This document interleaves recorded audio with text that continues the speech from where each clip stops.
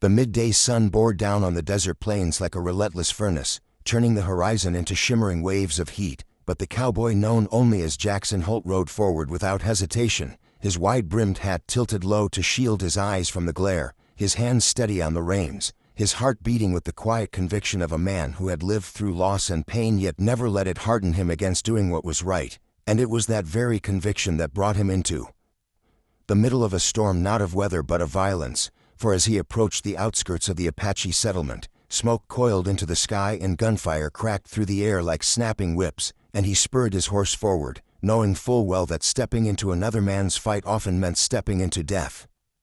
The settlement lay in chaos. Raiders, ruthless men driven by greed, had descended upon the village to capture and sell whoever they could, and though many warriors had rushed to defend their families, the outlaws were better armed, using repeating rifles and cruel cunning to overwhelm their prey.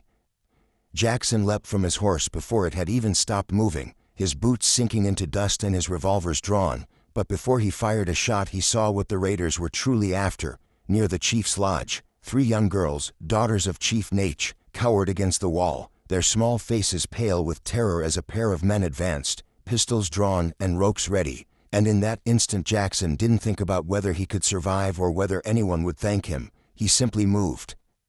placing himself between the girls and the raiders with the swiftness of a man who had nothing left to lose but his soul, and with a roar that carried across the settlement he fired, his bullets finding their marks in 2 men, but the answering volley came like thunder, 5 shots slamming into his chest and side, knocking him backward though not off his feet, and for a breathless moment the world slowed, the pain burning white-hot but his spirit refusing to give way, and he stood like a wall of flesh and bone shielding those daughters even as blood soaked his shirt.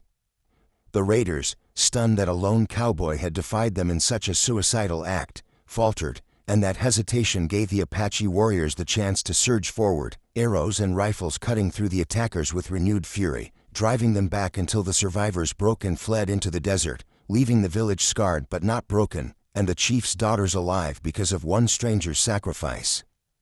Jackson collapsed then, his knees buckling, the dust rising around him like a shroud as he fell, but even as the shadows closed in on his vision, he felt a small hand clutch his arm and heard a young girl whisper, "Don't die, cowboy, please don't die," words so innocent and desperate that they pierced through the agony, reminding him why he had stood his ground.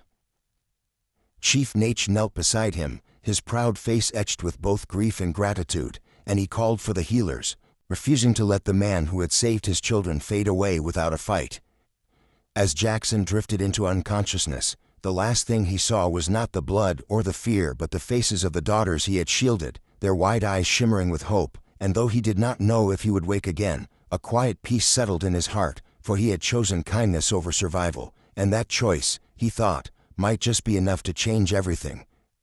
When Jackson opened his eyes again, it was not to the endless dark he had expected but to the dim glow of firelight flickering against the walls of the chief's lodge, the smell of sage and cedar smoke filling the air, and the low murmurs of voices around him, and though pain surged through his body like molten iron with every breath, the very fact that he could breathe at all was a miracle that stunned even himself, for the bullets that should have ended him had been pulled out by steady hands.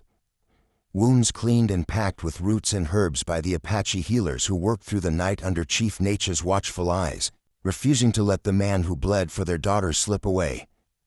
When he stirred, the daughters rushed forward, their faces streaked with dried tears, and one of them whispered with awe, "He lives," and the word rippled through the room, carrying with it a sense of astonishment that left even hardened warriors shaken, for they had all believed no man could take 5 bullets and rise again.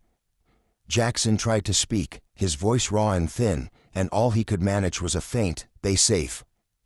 To which the chief, his proud face softened with something rare and reverent, placed a firm hand on Jackson's shoulder and said, "They are safe because of you, brother."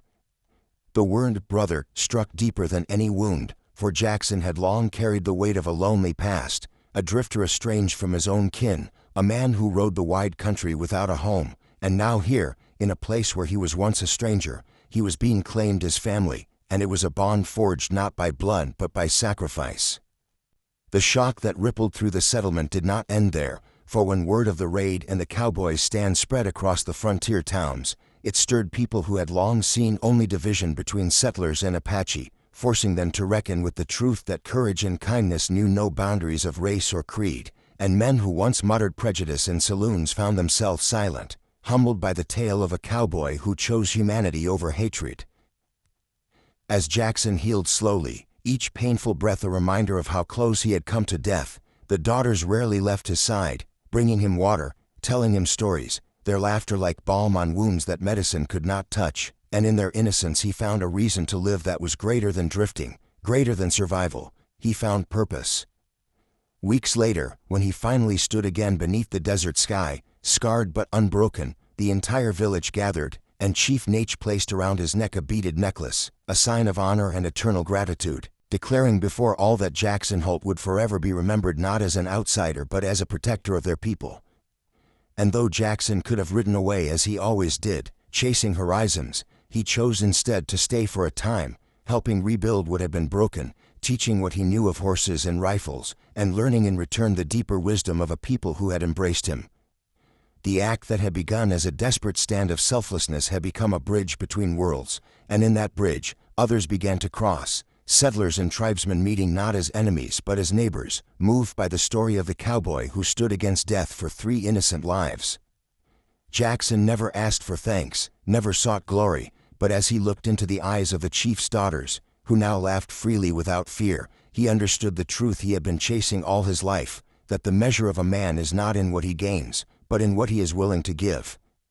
And so the tale of Jackson Holt, the cowboy who took 5 bullets and lived, became more than just a story. It became a reminder that in a world scarred by conflict, the greatest strength lies in compassion, and that kindness, even in the face of death, has the power to shock, to heal, and to inspire generations.